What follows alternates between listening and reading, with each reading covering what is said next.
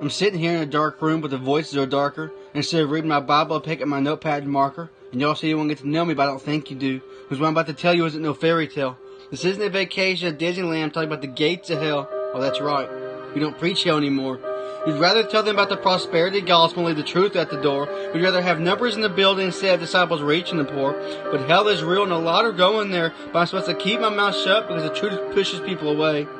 You're supposed to love everyone, Michael. Telling them about their sin just pushes people away. You aren't loving like Jesus did. He loves all anyway.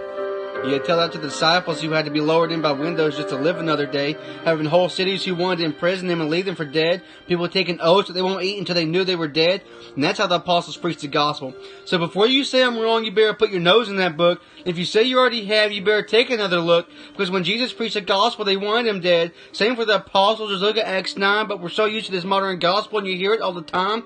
But Jesus called sinners out and told them about their sin, and he told them to repent or to perish in their sin. There's only two options. There's not another road at the end, and he's the only way to the Father and the only way you get in. So if you aren't right with Jesus, you better get right with him.